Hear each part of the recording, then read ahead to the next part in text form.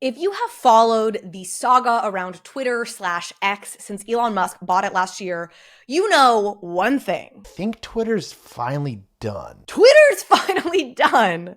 Elon Musk bought Twitter. It's better now, or he's ruined it. The product is dramatically better. He's innovated the product more in the first year than it had for a long time. I mean, Twitter is amazing. Well, that's because Elon is the greatest entrepreneur on the planet. You heard from Friedberg to suspend disbelief that the greatest entrepreneur on the planet running two of the most important companies is not more qualified to run Twitter.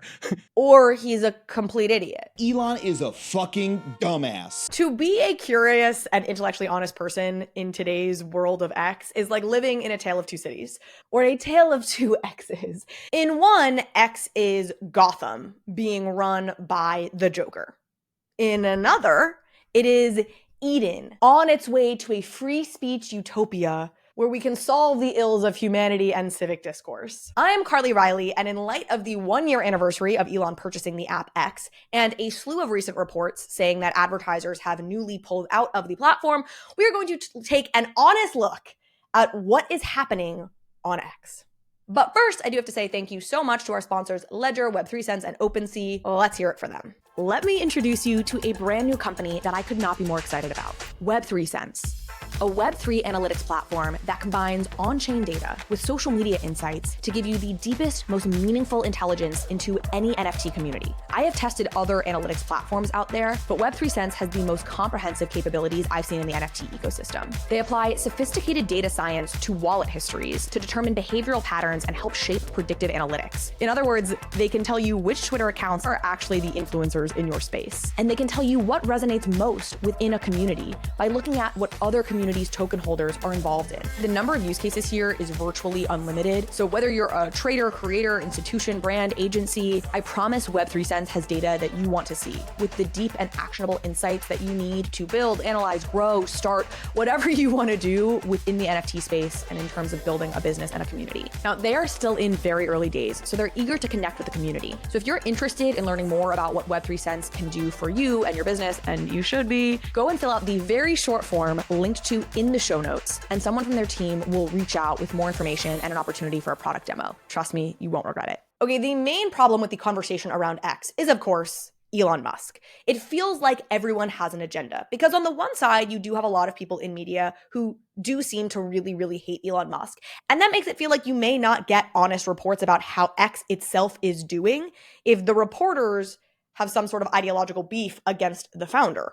On the flip side, we know that Elon and his many sycophants hate the media and distrust everything they say, whether they should or not, and therefore have their own agenda when it comes to pumping up how amazing the X platform is. For example, the media reported endlessly and breathlessly about how Threads was going to be the Twitter killer, describing the platform's imminent downfall with headlines like, Twitter traffic is tanking as Meta's Threads hits 100 million users. Then the Elon stans respond to that by acting like this is all just a broad conspiracy on the part of these news outlets to try and shut Elon and Twitter out because Twitter is a threat to their business model since it actually promotes and supports free speech.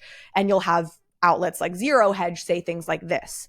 Dying corporate media outlets have been waging an all-out assault on social media platform X because they perceive it as an existential threat to their ideological narrative control and the interest of their overlords due to its emphasis on free speech. It continues on. According to Bloomberg data, Twitter killer appearing in headlines erupted across corporate media, a concerted effort by the status quo against Musk.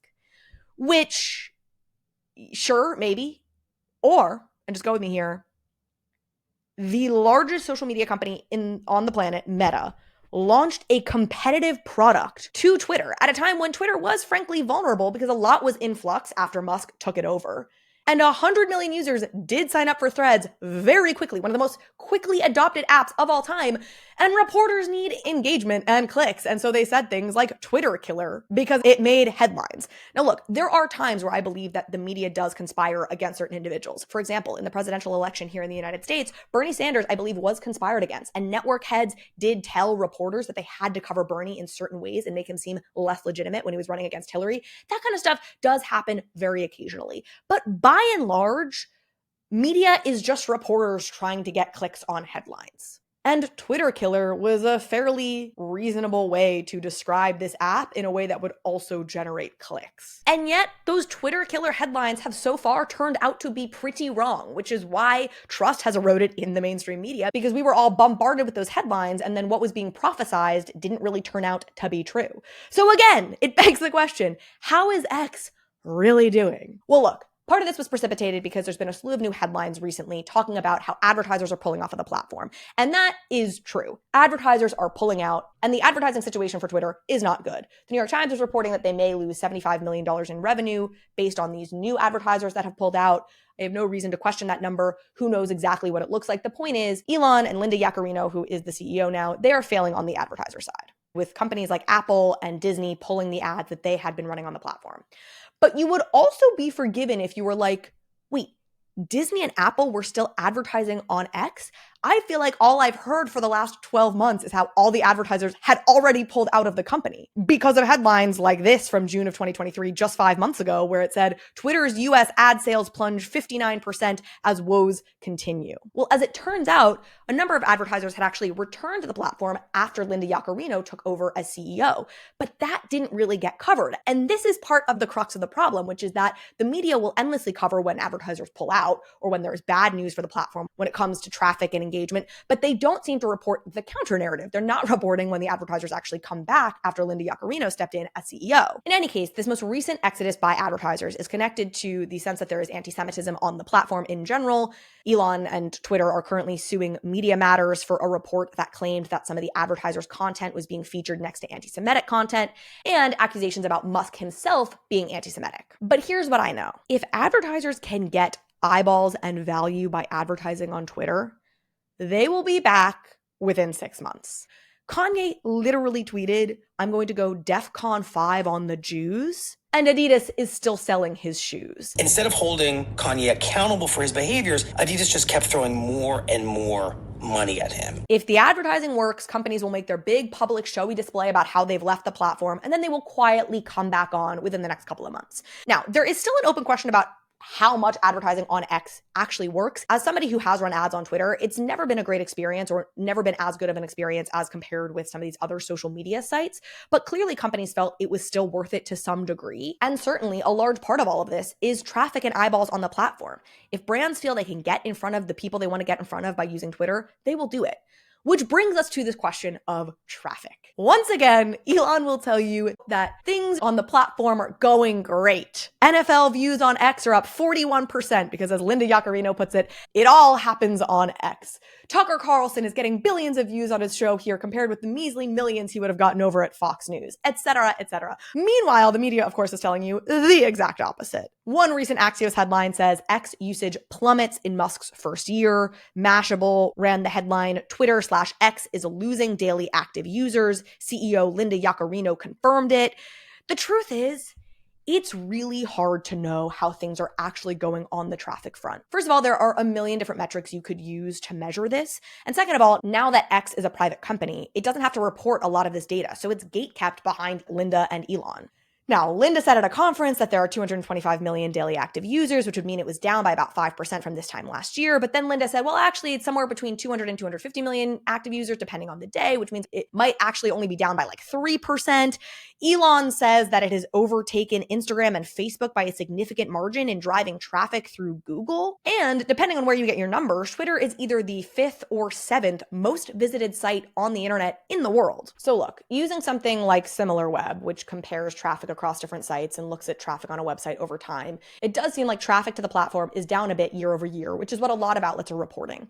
But it was also true that traffic on the platform spiked when Elon first took over about a year ago. So the numbers from a year ago may be artificially or unusually high. My feeling is that given everything, given all of the bad press, given all of the outrageous tweeting that Elon has done, given that Elon fired 80% of the team at Twitter when he took over, it's actually somewhat impressive to me how much the traffic numbers on the platform have held up over the last year. Yes, things are down maybe as much as by 15 million users, which is a lot of people, but again, the platform is being declared dead while it is somewhere probably between the 5th and 7th most visited website on the internet. And there's another piece of this, which is we hear a lot about how people are going to leave the platform, but so many of them don't. The point is, it has gotten so bad on Twitter that many users have announced they're leaving forever. But you know what's weird? For the most part, we haven't. You haven't. We're all still addicted to the bird. And another interesting fact is that time spent on Twitter is higher than time spent on Instagram, Facebook, Threads, or Reddit on any given page visit. In fact, people tend to spend, rounding up, about 2 minutes on Threads for any given visit, while they spend 11 minutes on X on any given visit. And that's a pretty big difference that Twitter does deserve credit for. So if Twitter can keep this up and admittedly make some improvements to the experience for advertisers, I imagine advertisers will be back on the platform in the next 12 months, if not sooner. And while advertisers coming back depends on traffic staying high, both advertisers coming back and traffic staying high depend on the user experience. And here again, you have sort of a mixed bag. I know a lot of creators who are really happy with the way that Twitter has been treating creators and the monetization program that they've initiated, even if some of the more recent payments were lower than they had been previously. On the other hand, I have people on my feed who are complaining about how terrible their For You feed has gotten, saying things like, I'm done with the For You Twitter feed. I'm sick of reporting, blocking, hiding, and blocking every damn tweet I make, with a screenshot of how there are a ton of bots underneath every post this person was making. And again, people are complaining about the experience, but most people are staying. Kara Swisher is an interesting example. I love Kara Swisher. She did an amazing job covering the OpenAI saga, which I primarily followed through her on Twitter. And she would say things like, I'm only using Twitter for this because it was easier for AI news at speed for now, but Elon's still heinous, and so I gotta blow this popsicle stand. You can see whatever I follow with on Threads or PivotPod, which to me had made it seem like she wasn't gonna be covering things on Twitter anymore. She was gonna be covering it on Threads. But of course, she continued to cover everything on Twitter and continued to tweet fully. And I get her point is that there are certain things Twitter is still better at, just this quick news at speed kind of thing.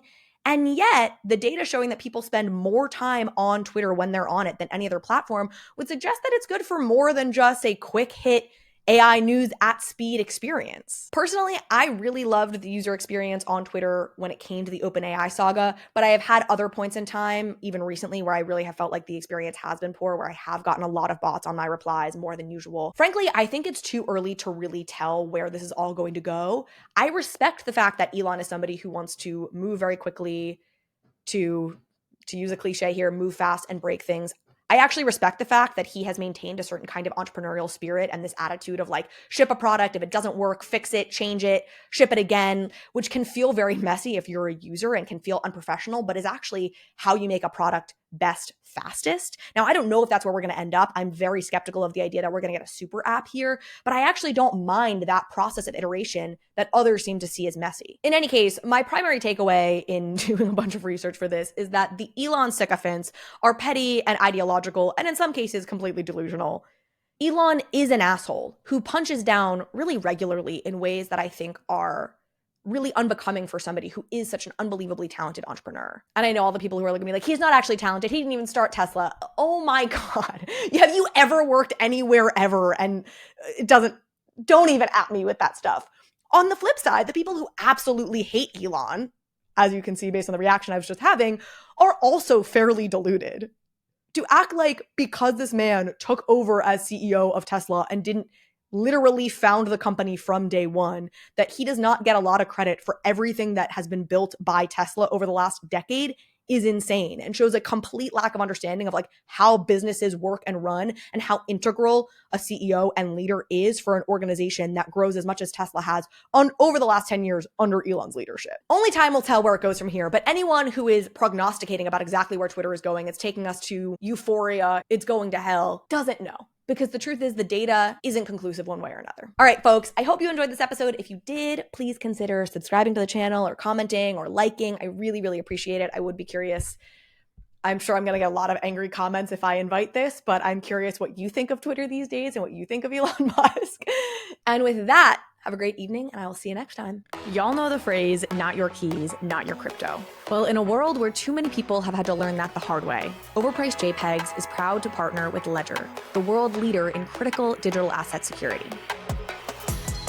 Ledger's Nano S Plus and Nano X hardware wallets, paired with the Ledger Live app, Ledger's own software for setting up your Nano device and managing your crypto assets, is the easiest way to start your crypto journey while maintaining full control of your digital assets. You can use all your favorite dApps with Ledger Live, accessing 15 plus Web3 apps, including 1inch, Paraswap, Lido, and Zerion. so you can not only manage, but also grow your portfolio. And Ledger Live is available on mobile and desktop. Securing digital assets shouldn't be complicated.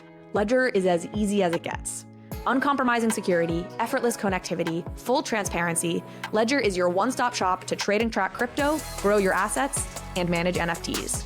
Secure your future with Ledger. Visit shop.ledger.com today or check out the link in the show notes.